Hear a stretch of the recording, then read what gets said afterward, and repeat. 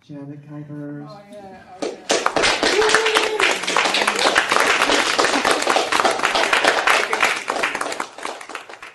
You're so cosmic. Maybe Van Allen. It's not actually an asteroid belt, it's the Kuiper belt. It's the Kuyper belt. So that's why she always does that to me. It's just a bunch of... So if I seem like as cold as ice to you, it's because I'm actually from the Kuiper belt. Wow. I don't know. Hi, I thought I would do something for science just because I have this book, although it doesn't relate to astronomy. I thought I would share a periodic table poem that is in this book with you, and it is called Astatine and a Fantastic Car Crash.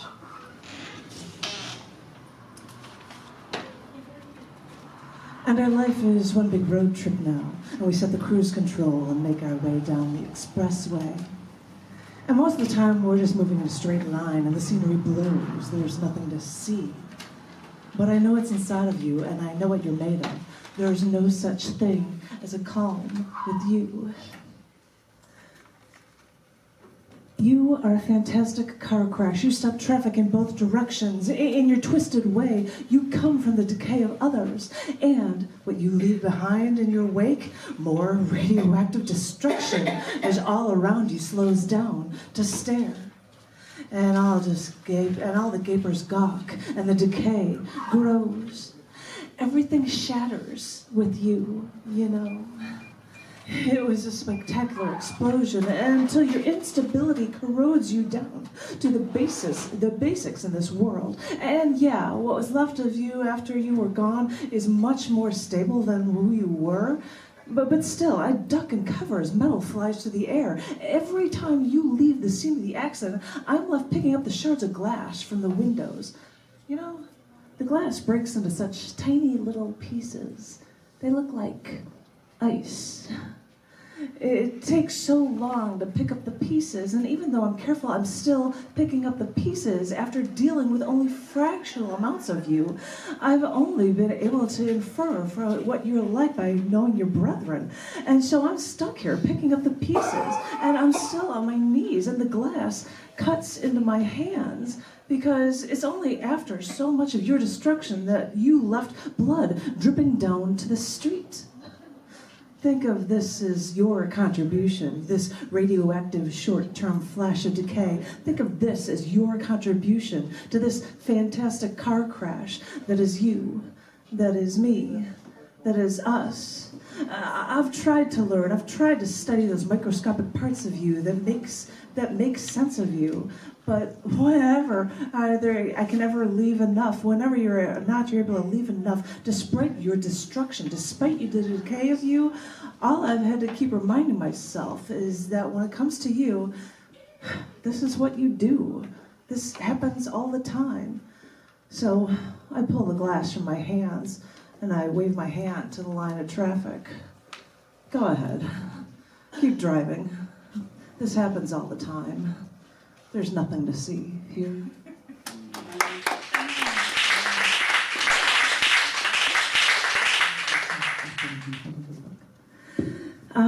This one I'm going to share with you because it talks about my car. Earlier, people heard that my Saturn, which is the only car I've owned all of my life, I'm going to trade it in on Earth Day to get an electric car, get a Chevy Volt. And so I'm like, this is a lifetime. So we've been driving my Saturn everywhere, and I talk about it here. So I'm sharing this poem with you because it was written on the anniversary of the discovery of Saturn's moon, Titan, which is why I've got my NASA shirt and my Uranus earrings or something. Anyway, no, I think it's Neptune that's tilted outside with the effort. I'll show you. This is called Know What Planet She's From.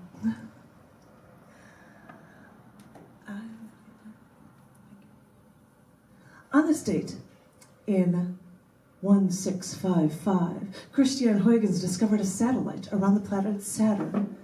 That is what we now know of as the moon Titan, discovered today by this one lone Dutchman. Also back then in 2015, a Dutch girl had discovered the intricacies of Taj Mahal in India with a friend and a tour guide. She circled around and walked ahead, and when the tour guide saw the Saturn car logo on her backpack purse, The tour guide then said, "At least we know what planet she's from." And when the Dutch girl thinks of this still, she laughs. And about this all to this day. I've always loved astronomy, so years ago when I bought my first car, I researched this, and I chose the Saturn.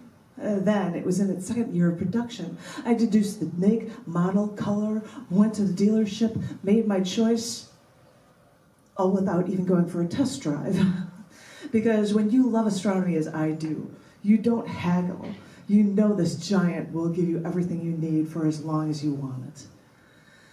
That's how the universe works. Everything will be in order, making perfect sense. So after I stopped on the road and my Saturn was hit by 2 cars and almost killed, respirators kept me alive. But my sister swore that if I was in another car, she was sure I'd be dead. Not unlike the way the gas giants like Saturn and Jupiter protected planets like Earth from rocks, comets, death. And I could go on and on about my love affair with Saturn, but the real key for astronauts today, when it comes to understanding the Earth's history, is actually in learning about Titan.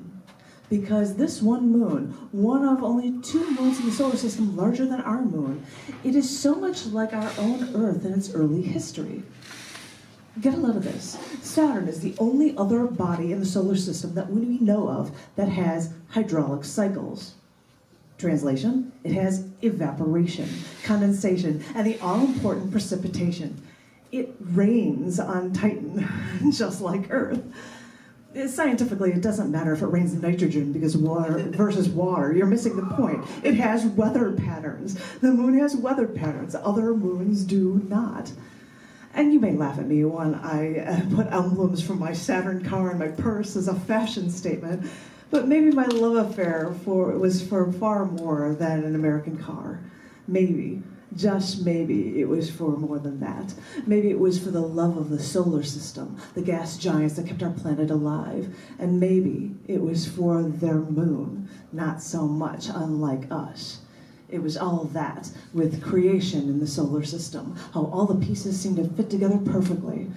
And we see our history in Titan, discovered today, so long ago, and that alone can make us fall in love again.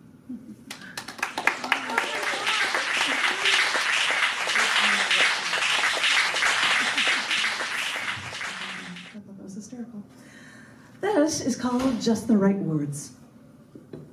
Another one that's not related to a holiday, because I keep looking for holidays. So, well, I did. It's just a poem. It's called Just the Right Words. You might think that mathematicians and science geeks aren't creative. Sorry, it just jumped ahead. But those are the guys who theorize. I'm going to start this again just so it works. Sorry. You might think that mathematicians and science geeks aren't creative, but those are the guys who theorize all these crazy ideas. I mean, one of those science dorks had to come up with the Big Bang Theory with no evidence to back it up.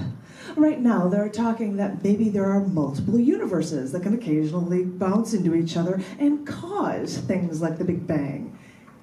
That's the kind of stuff out there now, straight from the minds of some of those mathematicians and science types. So I made a point to read the news today, an article that, in lieu of one-sentence summaries in research proposals, some scientists are submitting a haiku. They call it a saiku. I know here that since I have written a poem for every element of the periodic table, that the journal Science recently published a collection of haiku about the periodic table.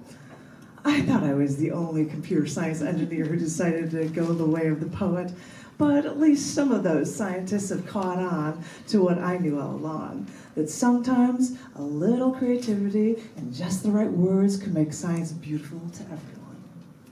Thank you.